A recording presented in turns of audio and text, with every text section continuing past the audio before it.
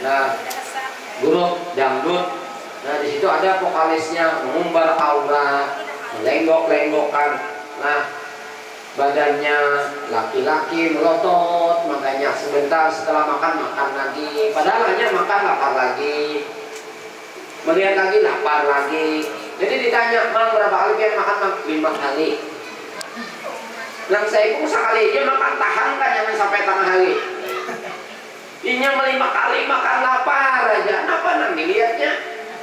Nah, maksud dulu siapa tuh yang pertama-tama melakukan pelajaran pengajaran yang negatif kepada generasi berikutnya, mati misalnya bidu wanita tuh, yang meniru berikutnya si bidu wanita yang pertama meninggal dapat dosa jariyah.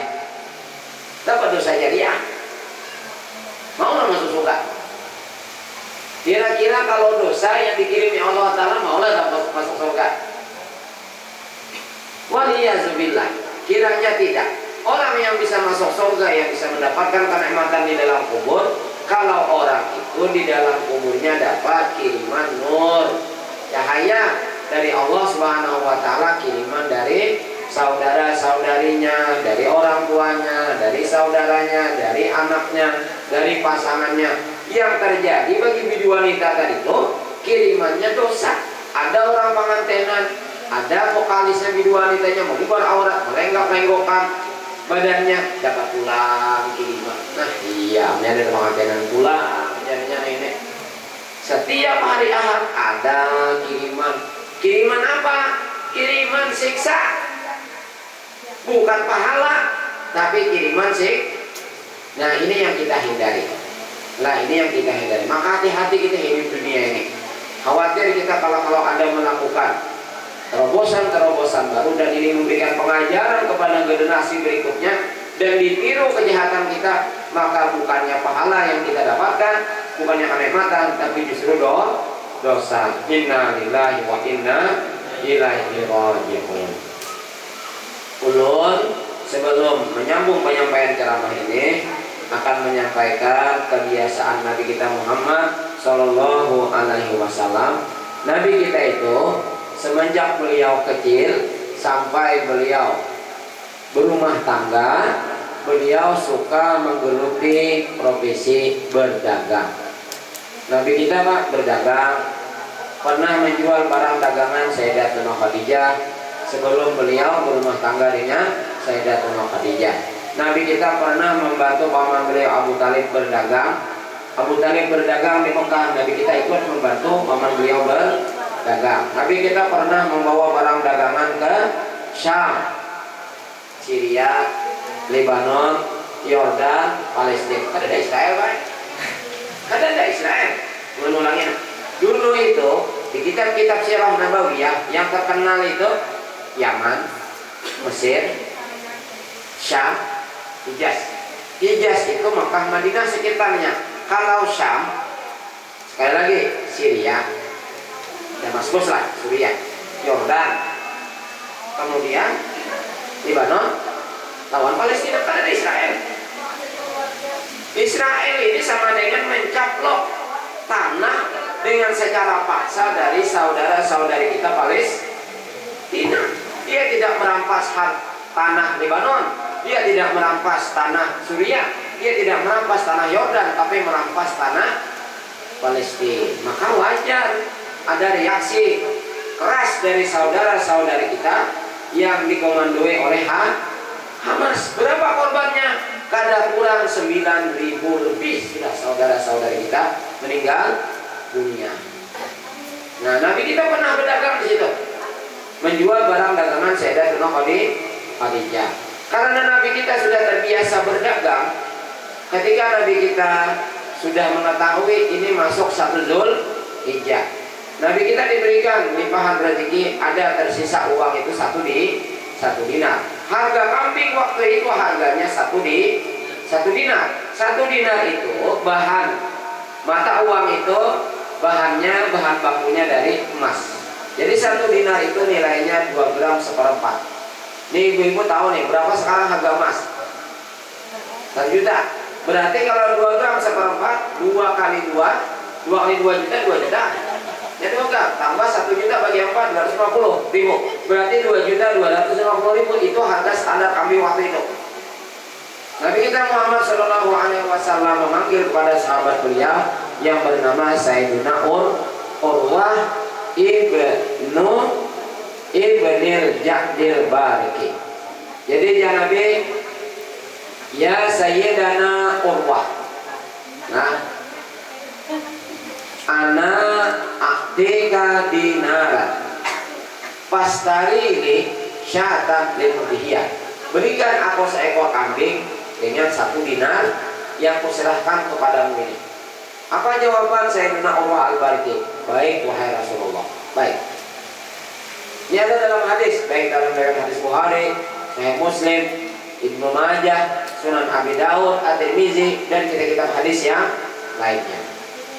Lalu Sayyidina Urwah al-Bariki ini berangkat.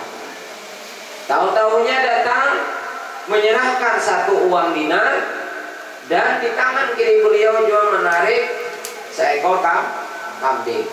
Bingunglah Nabi. Nabi berpikir, apakah kambing ini dibelikan 1 dinar dari uang Sayyidina Urwah, atau uang Nabi tadi tidak dibelikannya kambing, lalu Sayyidina Urwah memberitahukan Nabi mau beli kambing. Nabi diberi hadiah oleh penjual kambing, atau kemungkinan yang lainnya. Ditanyalah Sayyidina Urwah oleh Rasul Shallallahu Alaihi Wasallam. Dijawab oleh Sayyidina Urwah, ulun tadi kenal dengan penjual kambingnya, lalu karena kenal baik, ulun tawar. Kadang-kadang yang terjadi di wadah kita mentang-mentang patuh, haram harganya dinaikkannya. Ini anuai harga lewat apa Tuhan. Hanya kan tentu pada saya ini tak gunakan barang yang sama di penjual yang lain, sekalinya seorang dikatainya. Itulah kelakuan umat Nabi Muhammad Shallallahu Alaihi Wasallam. Mendingan sekalian berusaha patuh daripada sekali patuh dinaikkannya harganya payah ini.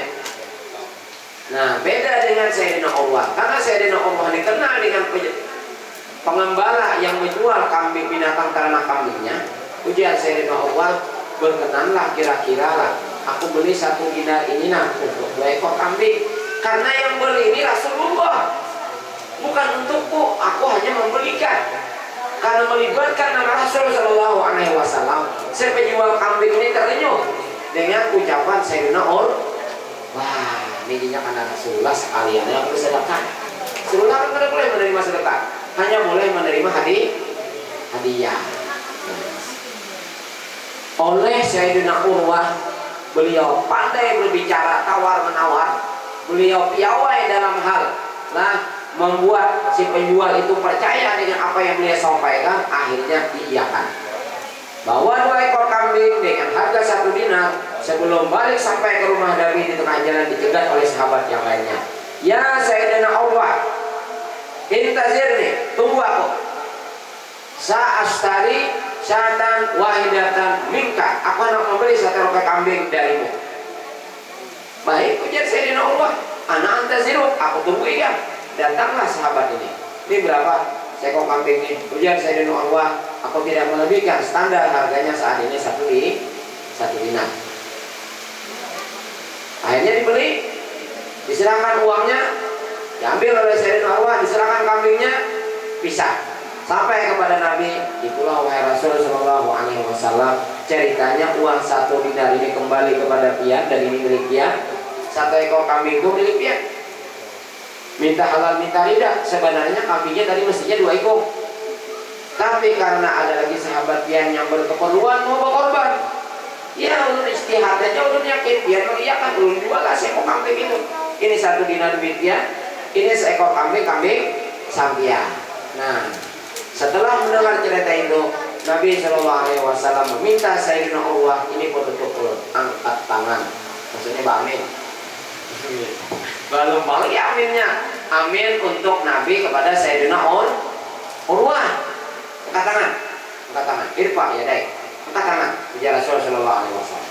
Nabi pun mengangkat tangan, lalu Nabi mendoakan, Allahumma barik laka fi safkati yamini, ya Allah, berilah keberkahan kepada engkau dan di setiap transaksi jual beli perdaganganmu wahai Urwah.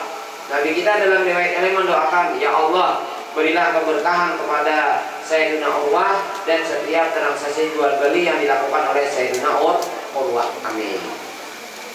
Tercatat Nabi Shallallahu Alaihi Wasallam setelah mendoakan itu di dalam riwayat hadis yang lain, dan Rasulullah Shallallahu Alaihi Wasallam li'urwati al-bariki bil barakati lau istara urwatu turaban larabiha bihi rabahan katsira. Ujar Nabi, seandainya nih Sayyidina Urwah nih setelah doa Nabi menjual debu pun pasti debunya ujungnya berlipat. Kita gampang Pak kalau hendak jualan wadai ujungannya 2 kali lipat. Apa itu? Pais. Nyata sudah ujungnya 2 kali lipat. Ya Allah, bukan labanya, tapi lipatannya. Kalau kita jualan takar menakar mana yang paling banyak untungnya lebihnya? Gandum, beras, itu pasti ada lebihnya. Banyak ditakar berlebihan, tapi lain untung, lain laba, tapi sisa. Nah, setelah Sayyidina Urwah meninggalkan Madinah, sesekali meninggalkan Madinah, beliau berdagang di Kufah. Tercatat Bapak Ibu rahimakumullah, Sayyidina Urwah manusia yang paling kaya di daerah Irak. Apapun namanya di negeri Irak, yang paling kaya adalah Sayyidina Urwah al-Bariki. Jawabannya kenapa? Karena berkat doa Rasulullah. Ada ulama Pak, namanya Syekh Kiai Haji Muhammad Taifur Mawardi, murid daripada Habib Muhammad Alwi Al-Maliki. Di Makkah itu ada di Usaifah sumur namanya Sumur Taifur, mengambil nama dari Kiai Haji Muhammad Taifur Mawardi dari Purworejo, Jawa Tengah, punya pesantren namanya Darut Tauhid. Lain Darut Tauhid Agim, lain di Bandung. Ini Darut Tauhid Purworejo Semarang, murid daripada Habib Muhammad Alwi Al-Maliki. Di Makkah ada sumur namanya Sumur Usaifah. Kenapa itu ada sumur Kenapa ada sumur namanya Sumur Taifur? Jadi waktu beliau menjadi murid, Syekh Taifur ini murid daripada Muhammad Alwi Al-Maliki, Sidin bermimpi, diberitakan mimpi Sidin kepada Habib Muhammad Alwi Al-Maliki. Beliau bermimpi dengan Rasulullah, wahai Syekh, wahai Habib, tadi malam lo bermimpi melihat Nabi Muhammad SAW dalam sebuah sumur. Beliau berdiri dalam sumur. Di mana ujar Muhammad Alwi Al-Maliki? Sumur yang mana? Tidak jauh lah dari hadapan rumah sampiannya di Musaifah ini. Baik, ujar Habib Muhammad Alwi Al-Maliki, kalau demikian gali tanah itu. Kalau memang engkau benar-benar bermimpi melihat Nabi dan engkau lihat Nabi kita di dalam sumur itu, coba engkau gali tanah itu. Digali tanah Pak. Digali tanah itu sekitaran 2 meter, dijadikan sumur. Kemudian coba diambil timba, dimasukkan ke dalam, lempar dengan tali. Jadinya timba itu terikat dengan tali, lempar dari permukaan mulut tanah yang galian tadi itu dilempar, diangkat, sekalinya airnya ada. Dari sejak itu sampai sekarang sumur itu masih berair, namanya Sumur Taifur.